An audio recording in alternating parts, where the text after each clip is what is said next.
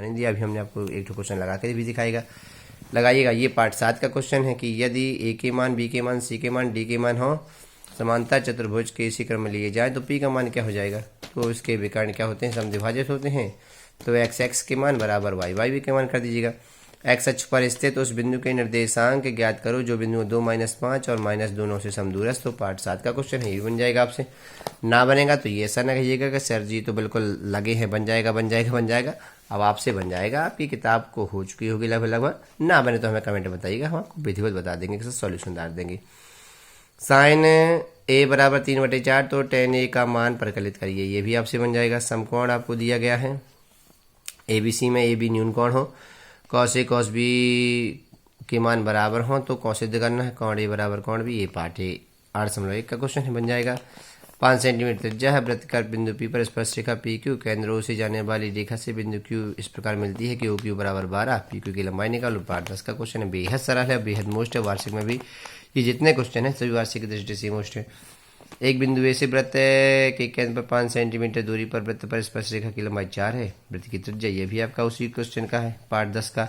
संकेंद्री वृत्तों वाला भी ये भी क्वेश्चन आपका पार्ट 10 का है ना। चलते हैं आगे। ये 4 सेंटीमीटर त्रिज्या है, एक वृत्त के त्रिज्यखंड का क्षेत्रफल निकालो जिसका केंद्र पर कोण 30 अंश बनता है, बिल्कुल बन जाएगा। आर का मान आपको 4 रख देना, थीटा का मान आपको 30 रख देना है, बन जाएगा आपसे θ/360 पाई आर स्क्वायर। आर की जगह 4, थीटा की जगह 30, पाई का मान आपको पता है 3.14 या 22/7। त्रिज्या 21 सेंटीमीटर वाले वृत्त पर केंद्र 60 अंश का कोण बनाती है, चाप की लंबाई θ/360 2 पाई आर का सूत्र आ जाएगा। आर का मान 21, थीटा का मान 60।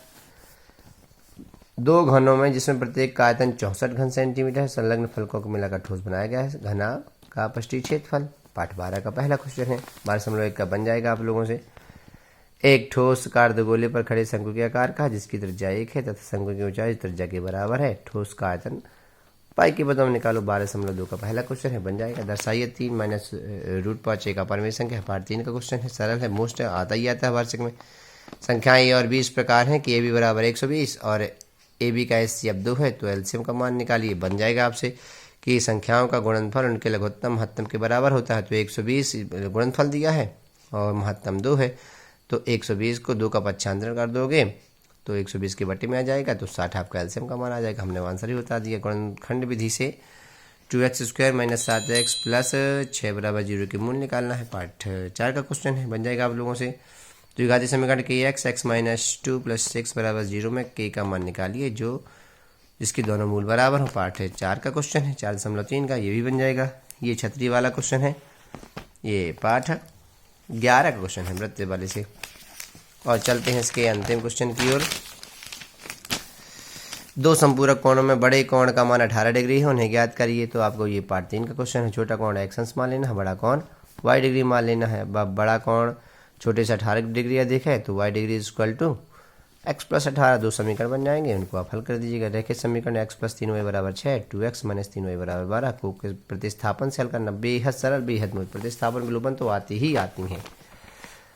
ये आपके पार्ट 9 का क्वेश्चन है ऊंचाई और दूरी वाले से, और ये आपके पार्ट 9 का उदाहरण का क्वेश्चन है, नदी वाला है। ये तो उदाहरण आपको पार्ट 9 के पढ़ लेने हैं, आते ही आते हैं। ये आपका जो बेलन में ऊंचाई 220 सेंटीमीटर, आधार का व्यास 24 सेंटीमीटर है, ये आपका पार्ट 12 का क्वेश्चन है, ये भी आपसे बन जाएगा। पाई का मान देखो अभी यहाँ पे दिया गया है कि इतना लेना है, 3.14। तो चलिए ये आपका हुआ। एक और अथवा क्वेश्चन बचा है। लकड़ी के ठोस बेलन के प्रत्येक सिरे के आकार कैसे हैं, अर्धगोलाकार के रहे। बेलन की ऊंचाई 10 सेंटीमीटर है, आधार की दूरी 3.5 है, तो वस्तु का संपूर्ण क्षेत्रफल निकालना है। ये वस्तु है तो बेलन का पृष्ठीय क्षेत्रफल, दोनों अर्धगोलों का पृष्ठीय क्षेत्रफल निकाल के जोड़ देना है, आपका आंसर मिल जाएगा। तो चलते हैं, उम्मीद करते हैं कि आप लोगों को ये जो दी गई जानकारी है, जो विकल्पों के हल हैं, वो समझ में आए होंगे। तो अब कल फिर आपको एक नया पेपर का जो विकल्प का जो सॉल्यूशन है आपको दिया जाएगा। तब तक आप पढ़िए और ये कमेंट में ज़रूर से ज़रूर बताइएगा कि आपको ये इसकी जो जानकारी है पेपर की, ये गवर्नमेंट स्कूल का है, कैसी लगी, पेपर का हल कैसा लगा। और पढ़ते रहिए, अपने रिजल्ट को उत्तम बनाइए, है ना। और चैनल को ज़्यादा से ज़्यादा लाइक, सब्सक्राइब और शेयर करना बिल्कुल भी ना भूलिए, ठीक है ना।